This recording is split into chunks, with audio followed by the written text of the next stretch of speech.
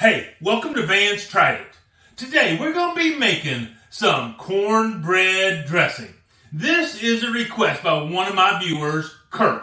And so we're going to start off by cutting up some andouille sausage. Now, this is Johnsonville andouille sausage. And here's the thing. I live in northern Arkansas, so I don't have the greatest selection of andouille sausage in the world. And so this is what we have. I think it's going to be good.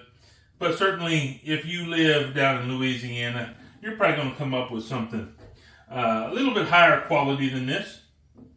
And so that's nothing wrong with that. And in fact, you don't even have to use andouille sausage. We're kind of going to go with a Cajun-themed dressing today.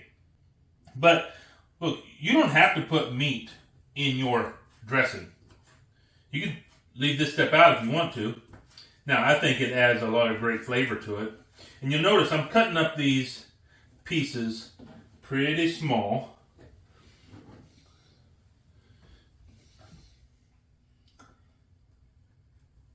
And so the great thing about this dressing is there's ways in which you can kind of change it up and make it your own. And I'll try to point those out to you. The things that you don't necessarily have to make it a really good dressing. And there are some things that are just kind of the staple of the dressing. And like I said, certainly the meat is not one of the things you have to have. And if you do have meat in there, it doesn't have to be andouille sausage. If you don't like Cajun food, I mean, there's something probably wrong with you, but that's okay. We all have something a little bit wrong with us, don't we? But you can use breakfast sausage. You could use chicken in this. And like I said, you can just leave it out all together. I suppose any meat you can come up with. This is going to be, I think it was 14 ounces. So just a little under a pound of this sausage in here. That we're going to have when we're done cutting this up. And hey, while I'm cutting this up, y'all could do me a real big favor. Just go down in the comments. Just leave me a comment. What is your favorite Thanksgiving side dish?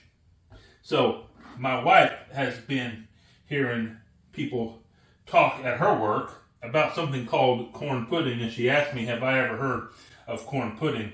And I've not heard of corn pudding. And so she's like, well, it might be something you need to put on your list and make. And I'm like, well, I will. I'll put it on the list and see if I get to it. But hey, if you know what corn pudding is, and maybe that's your favorite, and you want to see me try and make it, I would certainly give it a try if you ask me to. So we got the sausage all cut up, and we're just going to turn this on to a medium heat. And we're just wanting to brown this sausage up in here. And while that sausage is browning up, I don't know why I put that away, because I'm going to need it again. So we're going to now take an onion to start with. We're just going to dice this up just like this. Now, there's a lot of fancy ways to dice up an onion, and I don't do any of those fancy ways. I'm sure there are people that are better with a chopping knife than I am, but what I do tends to work, so I just stick to it. And you can see, look, here's the thing. I'm not a professional chef, and I don't pretend to be one. I'm not an expert, but I just like cooking. I like cooking new things and trying new things and researching things. And that's what I do, is I do research. And be honest with you, not everything I film makes it to your viewing pleasure, because sometimes it doesn't work. And, I make a couple different types of videos. So one of my videos that I make, one type of videos, is I make videos where I just take a short little video, something that's kind of trending on YouTube or Facebook, and I just kind of put it in, see if it'll work. And I just do pretty much what the video says and go from there. And then I either tell you it worked or it didn't work. So those are really easy videos to make, because it doesn't matter how well it turned out. I'm going to put it on there because I'm just trying to tell you if it worked or not, in my opinion. But some of my videos, like this one, is me just trying to put out the best version of something that I can. And so I filmed previously another dressing that I made, but it was just okay. And I thought, you know what? Kurt deserves better than okay dressing. So I went back to the drawing board. I started doing some more research, watched a bunch more videos of people making dressing, and just tried to figure out what I could do better to make the dressing better. And so hopefully you'll get to see this one. But, the reality is, I am not a professional chef. And so you're not going to see me doing things the way a professional chef would. I'm not going to have all the fancy knife skills. By the way, I just use one stalk of celery here. Depends on how much you like celery. I'm not the biggest fan of celery. I really think you need celery in a good dressing, but I'm not the biggest fan of it, so I didn't go with a bunch. If you like celery, put 2 stalks in there instead of the 1. But I just did the 1. And then here's where I'm going to step it up a little bit, because I'm going to add in there some jalapenos. And I'm going to also slice these up pretty thick. And what I'm going to do is I'm going to take the seeds out of these. If I can get it out. This is a big old jalapeno. But I don't want to scrape the sides. I want to leave the membrane in there, because really the 2 places that you get most of your heat from peppers is in the seeds and in the membrane. Just this little coating right on the flesh of the pepper. And so that's where you're going to get a lot of your heat. And I don't want to take off all the heat there, but I do want to look for any thing that looks like it's a bad spot. I'll get rid of that. And then I'm going to leave these fairly good size. I don't want them minced. I want them chopped. And so that's going to be my goal here.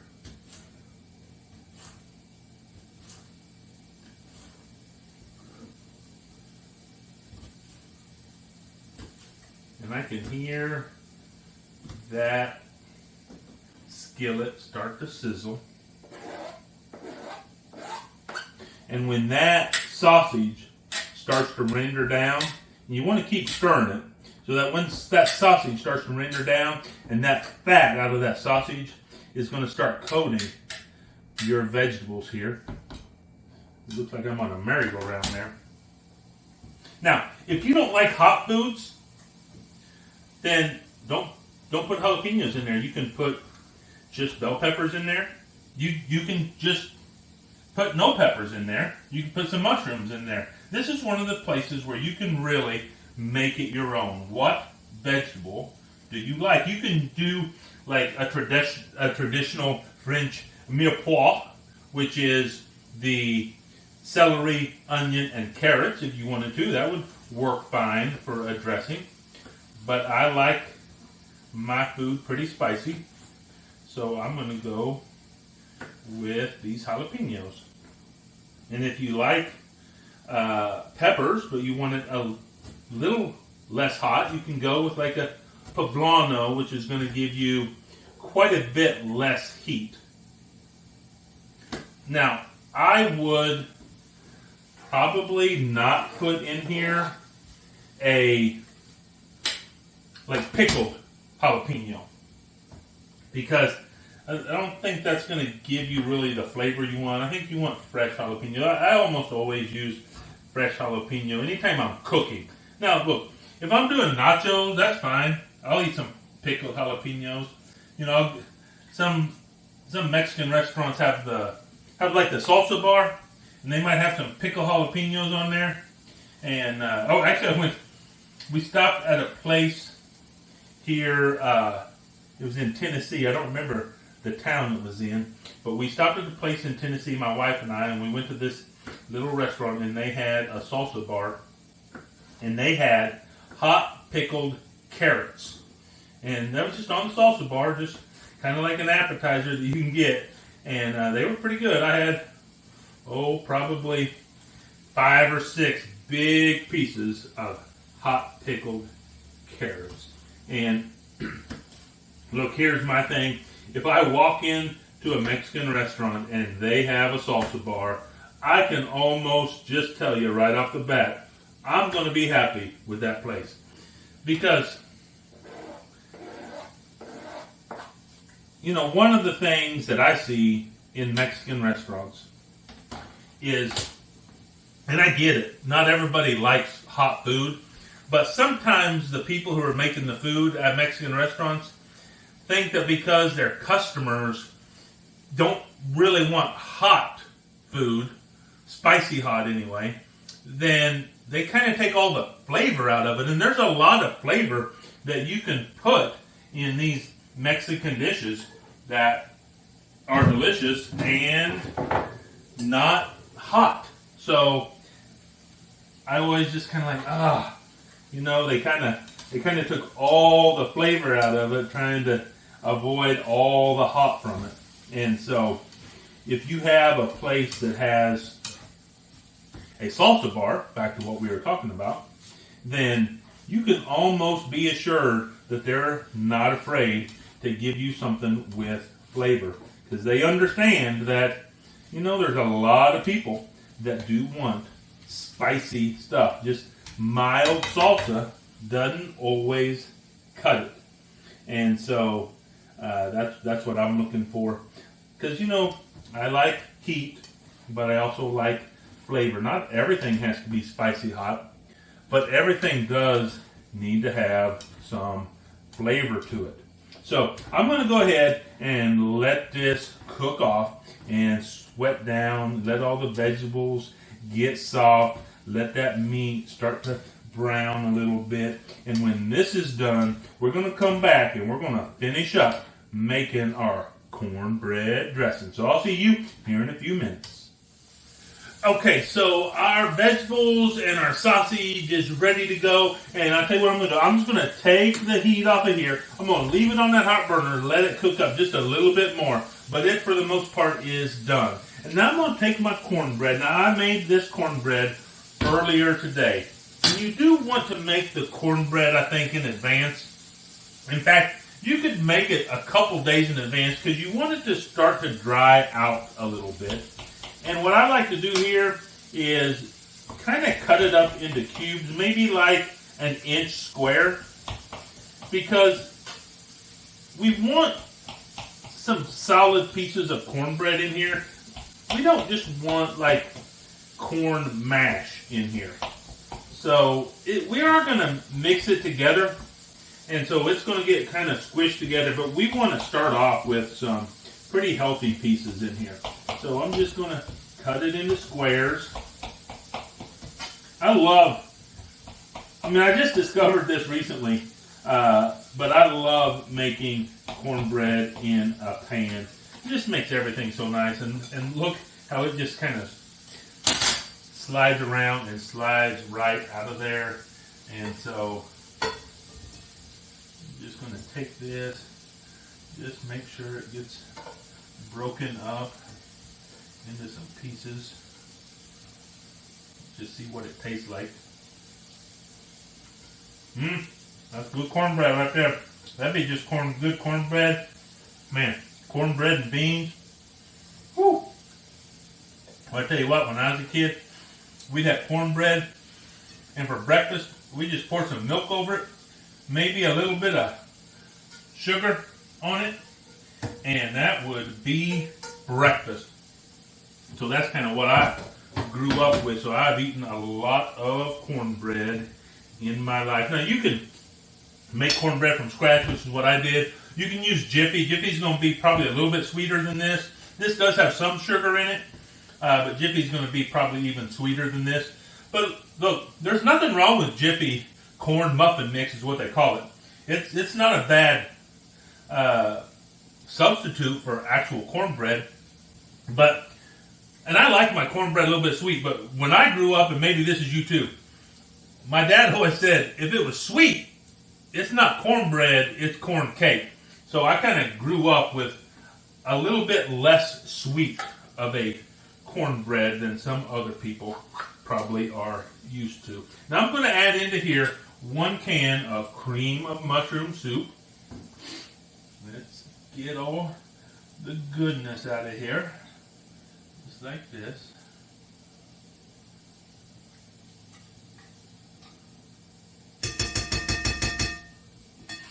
And then I have 1 can of cream of chicken soup.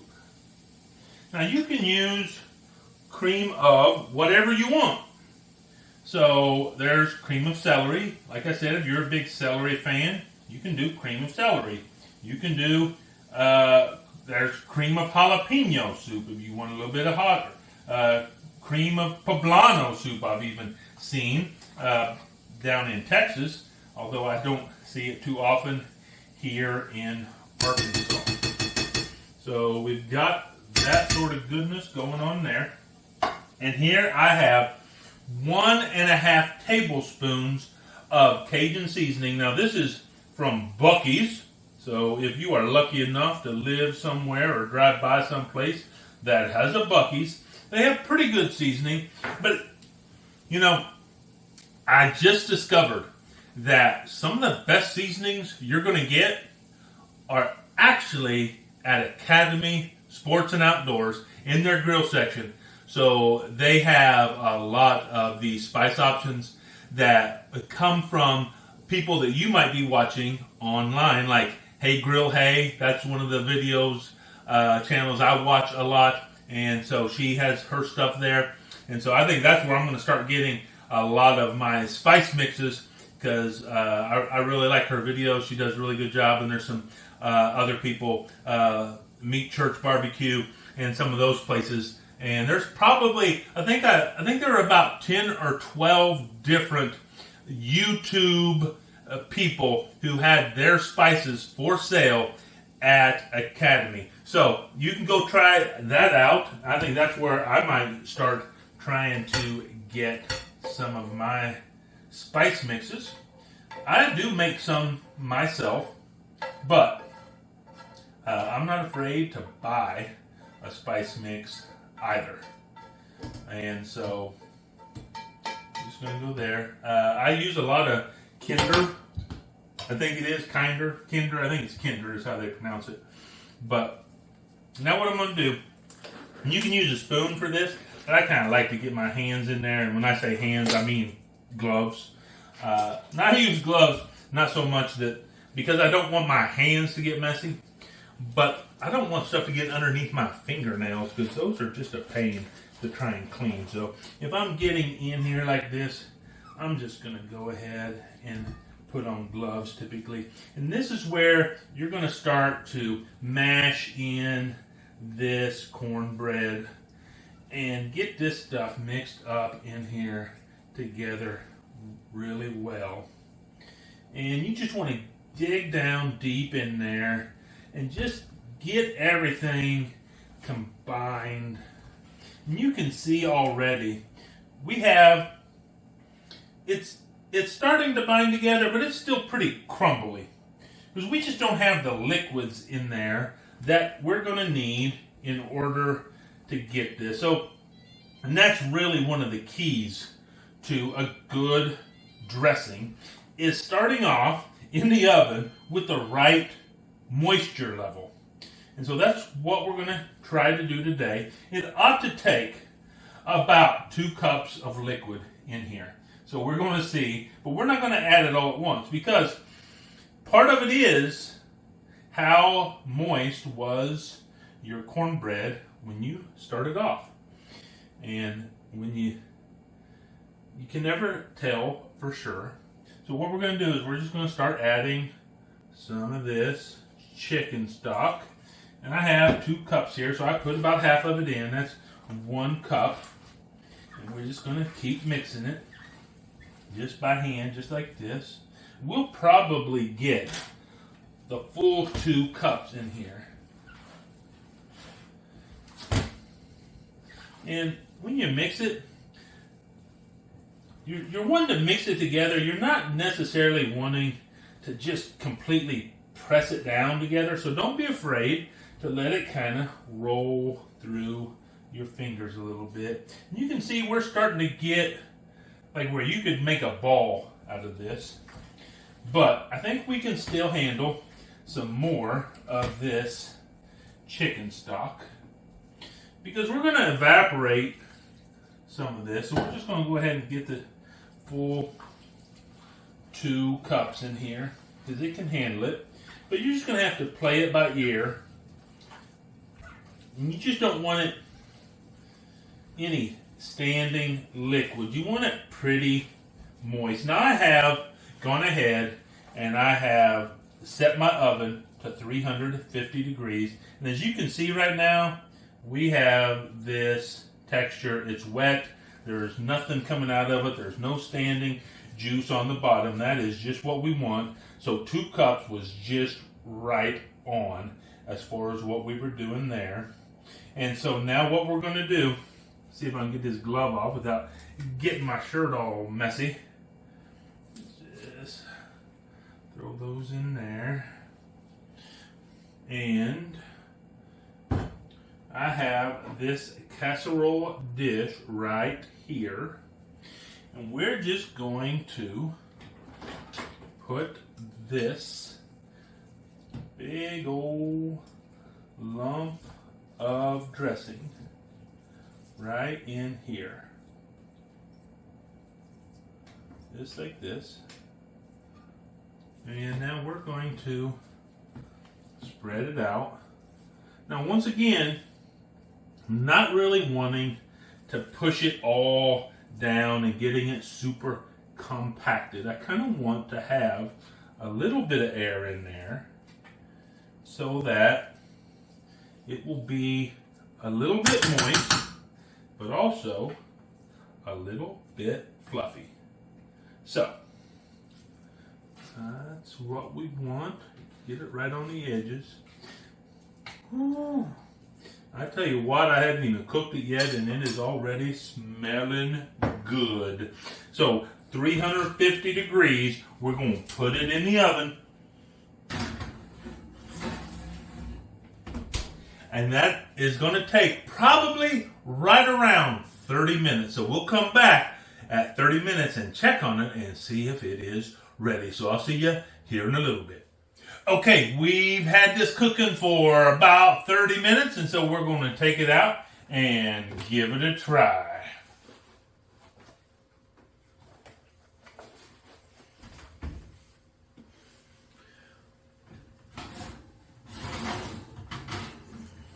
Oh yeah, you can look at that. It's starting to brown up around the edges. That's just kind of what we're looking for. It looks and smells delicious. Let me turn this oven off. I've gotten in a bad habit recently of not turning the oven off for some reason. Then I come back a couple hours later and I'm like, why is it so hot in the kitchen? Oh, because I didn't turn the oven off. So, oh yeah. Feels nice and moist.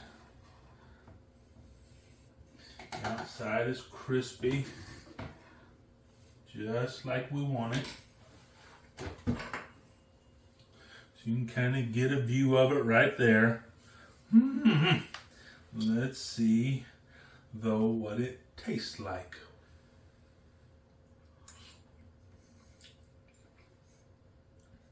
come on now.